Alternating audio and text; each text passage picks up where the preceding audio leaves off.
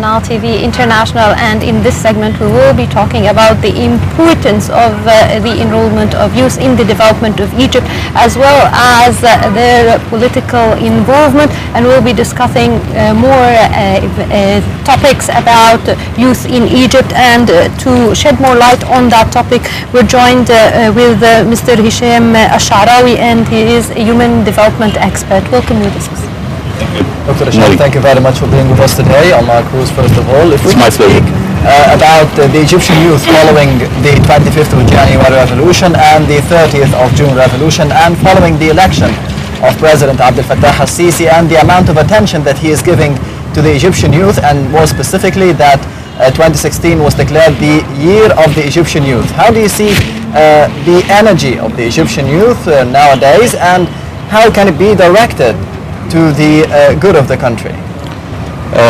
Actually, we have a very high potential, because we are one of the nations which has a big amount of youth, and I think the segment between 15 years old to 28 years old, it's representing around 40 to 45% of the population. This is a very high potential force, can push the whole country forward. In that field, we need to look forward to how to develop this kind of potential force which we have. How can we make use of it? Because we are losing a lot of chances when we are not using such force. What about the political participation of the youth in Egypt and the size of it? Do you find it enough? We cannot forget that we are coming out from a period. This period was neglecting the effect of that segment of the population, and we need to make sure that those youth members are acting in another way, different than whatever before. So we need to encourage them. We started some kind of activities, especially in the universities. We have many kind of activities. Is encouraged so much that trend. Some activities in Cairo University and Ain Shams University. It's called MAC. It's increasing the capabilities of the youth to participate in the elections, to how to select the people, how to put the criteria of selecting each one, but still we need to do more to encourage them. Yes, unemployment of course is a major challenge for the Egyptians as a whole, and in specific for the Egyptian youth. So how would they deal with it following their graduation, in your opinion? Those persons which they are pushing against the participation of youth, they are delaying force. We need first to neglect that kind of reverse force, and to convince the youth members which they are coming with this potentiality, how to participate more.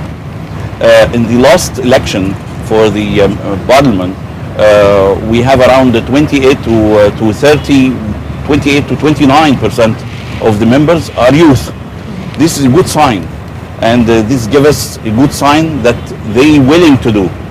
But how can we develop them more? We need to make some kind of intensive courses for them. These courses speaking about how to be sharing with the public, how to get the information about the public needs, and how to get the information about their needs as youth. Yes. Well, concerning this, actually, we always talk about unemployment, and then when we talk to businessmen, they tell us that actually, usually, they don't find a lot of youth willing to take certain jobs, like the vocational jobs, or even jobs with low salaries. So how can we solve this dilemma?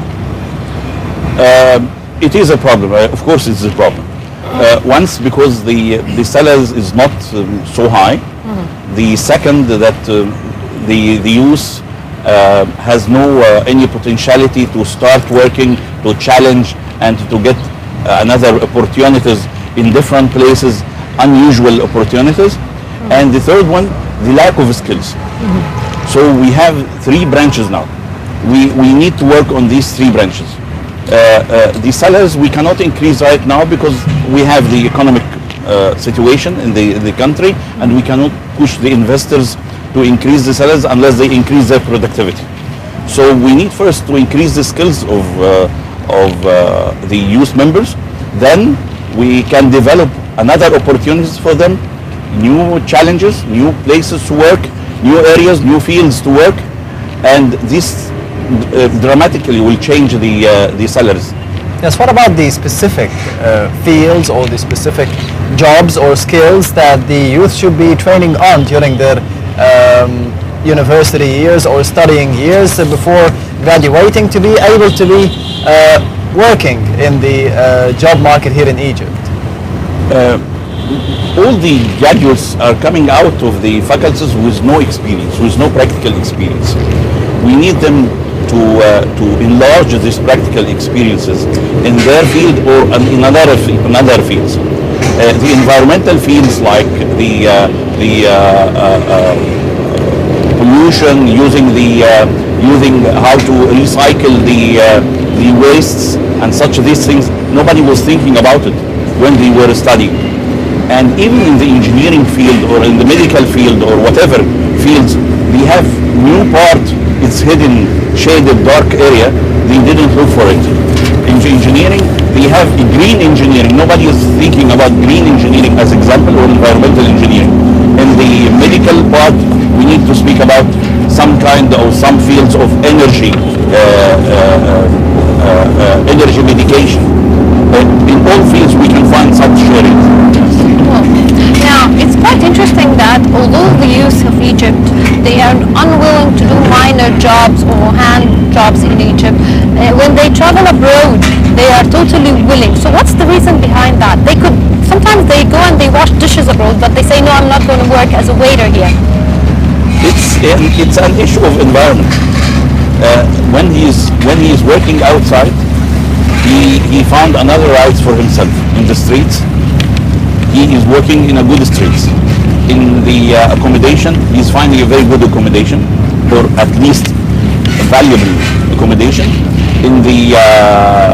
Even in the treatment between people, the communication between people, they got the right communication. That's why they accept maybe little jobs, and they are not accepting here in Egypt. In Egypt, it's a matter of pluses. He is plussing the environment, plus the work, plus the requirements, the needs, the treatment he is facing. All of this together, he is making one result. That's why maybe he's accepting outside and not accepting here. That's it. Can we change that in the coming years to be of course, more attractive for the Egyptian youth to stay within the country? We have plenty of companies developed such areas. We have plenty of sectors in the country develop such sector. Now in many private sector they can develop such areas. They are giving a very good culture. They are giving a very good environment, and maybe they are not giving the enough salaries, but they are giving them career. They are giving them the enough training to be better in the future. They are giving them a chance to develop themselves, not to select for them whatever they do. The previous look was saying that the employer was saying to the employee, do your best, and I will and be loyal for us, and I will take care of your career. Now, for the new sector, the private sector, they are saying different statement. They are saying, do your best for us and be loyal for us as far as you're working for me. And I will give you an opportunity to select your career by yourself. Yes. This is different. This is totally different. I am not asking him to be loyal to me forever. No, I need him to be loyal as far as he is working for me. And he needs to be happy. Exactly. He should be happy. Nobody will product and make producing more effort unless he is feeling happy, comfort, and satisfied. Now, in some companies abroad, when it's a big factory or a big company, they give the employees a part of the profit or a share, and that is a sort of incentive. To what extent is that applicable in Egypt? It is available right now. It's valid. It's valid in many companies, not in a few number of companies. It's valid already. But there is another part which is more important than to give them a part of the share, is how much they are loyal to the company, how much to increase their loyalty, how much to increase their loyalty to their career first, and to their company, and to themselves also. The problem that even the youth are not loyal for themselves. They don't know exactly what they should do to themselves to improve themselves. Just they do whatever makes them gain money. But in the future, it's short looking, it's short view. Does the responsibility lie on the shoulders of the government or the youth or the private sector? All.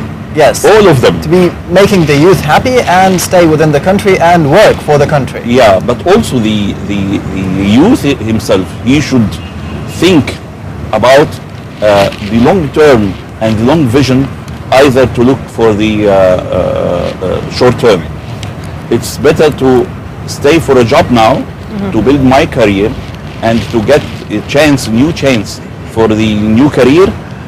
It's more better than to get very high salary with a very short vision for a certain 2-3 years and then finished. No, we need to have a very long vision. And the government also should prepare the environment, the culture for the investors, for the private sector, to encourage the youth to join this life. And we have some kind of efforts is done by the government now. We have some programs to train the new graduates for unfamiliar jobs or skills, and we are encouraging the private sector to join more youth. Now, with all the initiatives and the memorandums of agreements which have been signed between Egypt and various countries during this year especially, now do you feel that that would help in resolving the unemployment problem once these investments are really on the ground? It is, but with a condition: we need to improve our skills, because those people are looking for a certain level of skills. Any investor is coming to invest his money here. He doesn't invest to lose. He needs to invest, and the first resource, the first capital he should invest in is the labor and the manpower which he has. Our problem that we are not building in skills. We are educating, but we are not training. This is another issue. We need, plus the education, we train people for a different. So it's more about theoretical training and or education and not practical. Exactly. Working. Yes. Exactly. Also, I think, Ahmed, if you look at the way, once we finish senior high school, the way the universities are set, the best universities, you'll find that everybody wants to have a desk job. Like you all either want to be an accountant or a lawyer.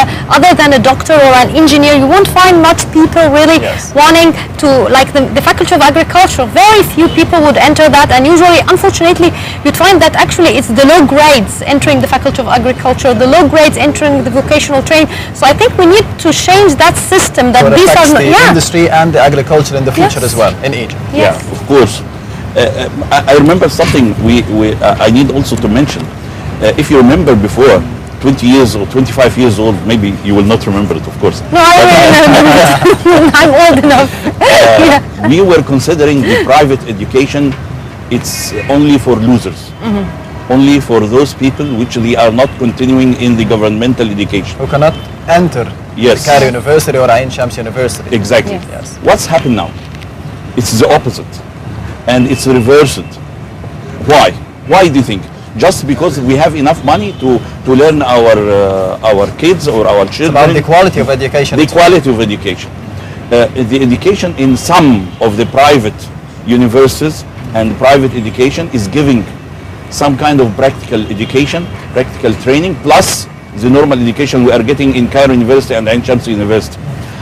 I hope to have a program in our governmental universities to train practically the graduates in practical work after they got. Before, I remember that we have as engineers 1 year or 2 years, they were calling taklif. These 2 years are training years for the engineer, because when he is working after these 2 years, he knows exactly what he should do. Yes. Also, for the doctors, they have this year of imtiyaz, I think. Yes. They are doing the same. Why we couldn't refresh such practical training for all the graduates, not only engineers and doctors, for accountants, for those graduates from the agriculture faculty, the art faculty, the teachers. We don't have this capability for the teachers. The guy is coming out of art faculty or whatever faculty to teach kids. So how can he give them the right teaching? I don't know. And I think also you mentioned the private universities, but these are actually quite expensive. So we're talking about the elite or upper middle class, but then we have more than 60% of the Egyptian population below the middle class. So actually we need to work on the governmental institutions and universities, because these are the ones that most of the Egyptians can afford. Don't you agree? 100% I agree with you. That's why I said we need to make some kind of programs in the governmental universities to give the practical training to the graduates, exactly to at least to reach for 80%, 75% of the education in the private sector, private universities. Yes. So what about politics and democracy here in Egypt following the two revolutions that we have witnessed in the past 5 or 6 years? How do you see the mentality of the Egyptian youth following these revolutions and their political participation as well in the elections? How many years we didn't practice democracy? We need to ask about this point. Since 1952 till 2013, we spent around 161 years without practicing the democracy. We are in the beginning of a new experiment. We need some time. The youth, like everyone, they are not trusting whatever they are saying to them, whatever we are saying to them.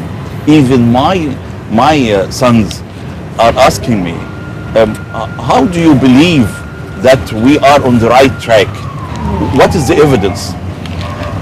I told them the only evidence is to practice, to support the experiment. You need to chair. You need to be part of the experiment. Unless you chair the experiment, you will not be able to prove that the experiment Has succeeded or failed. Yes. Now, when the 25th of January revolution occurred, as well as the June revolution, actually it was high participation of youth. And actually the youth were the ones who actually called for these two revolutions. But now suddenly the youth have stepped back. Do you feel, what's the reason behind that? Do you feel that now they feel secure that the country is safe, or do you feel that people are not giving them a chance? When they started the revolution, they were doing some kind of vibration for the community. After this kind of vibration, they were expecting very fast, as everything for the youth, that everything will change in few months. One day, yeah. When they find that almost we have 90% similar to whatever before, and this is a development, by the way. Yes. They find 90% still as it is. They are asking themselves, why? Why should I do it back again? Now we need to prove to them that the acceleration of the change will be more speedy in the future, in the near future. When we select the new parliament, we are expecting that the majority of youth inside the parliament will push us forward to have a very accelerated rate of the change. Then they will believe of it. Then anybody will, if I am doing the firework experiment as example, I will not do it for the first time. I need first to see some people are doing the same, then I will follow them. Yes. So they need to see proofs, and they are right to say that. They see to see clues or cues for the change. We need to prove to them that we will never back again to the old generation of no democracy, everything will be done by their opinion and by the opinion of all the population. Yes, you also said that there is some kind of a trust lost between the Egyptian youth, or some of the Egyptian youth, and the government. So how can we regain that? Actually, this lack of trust is not existing only in that field. Even in your work, you will find an old generation and new generation. And the old generation is fighting you. There is a resistance and there is a fight. The only thing is to do some kind of integration. Integration with the old experienced mind and the energy and new ideas and the potentiality of the youth. Unless we do this kind of merge, we shall not reach to anything. The resistance will still and maybe will increase too. Yes. Well, thank you very much, Mr. Hesham Sharkawy, for this interview. Thank you very much. It was nice to meet you. Thank you very much. Well, and now it's time for Cruise Online, actually, and we will be looking into the latest and most popular online, let's say, social networks. Social networks. Yes, exactly. Thank you.